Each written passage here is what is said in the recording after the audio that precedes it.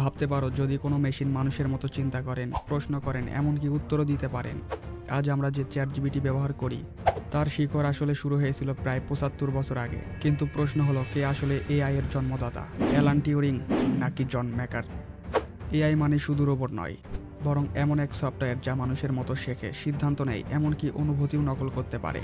কিন্তু এর পিছনে আছেন দুজন কিংবদন্তি, অ্যালান টিউরিং আর জন ম্যাকার্থি। দ্বিতীয় বিশ্বযুদ্ধের সময় জার্মান কোড ভাঙতে গিয়ে মেশিন দিয়ে চিন্তার ধারণা পান। ১৯৫০ সালে একটি প্রশ্ন করেন, ক্যান মেশিনস থিঙ্ক? মেশিন কি চিন্তা করতে পারে? তারপর তৈরি করেন টিউরিং টেস্ট। যদি মেশিন আর মানুষকে আলাদা করা না যায়, তাহলে মেশিন বুদ্ধিমান। তিনি দেখালেন মেশিন শুধু গণনা নয়, চিন্তা ভাবনার মতো কিছু করতে পারে। তাই অনেকে তাকে বলে philosophical father of AI, AI এর দর্শনের জনক। ১৯৫৬ সালে আয়োজন করেন ডারমাউথ কনফারেন্স।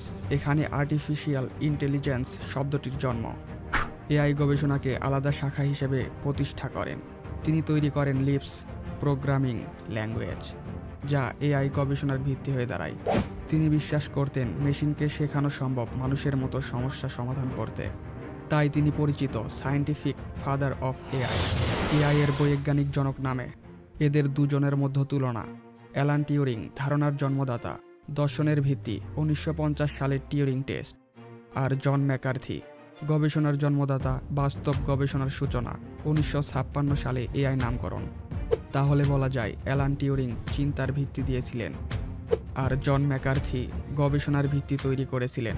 দুজনের অবদান মিলেই আজকের কৃত্রিম বুদ্ধিমত্তা সম্ভব হয়েছে। শেষ অবধি থাকার জন্য ধন্যবাদ।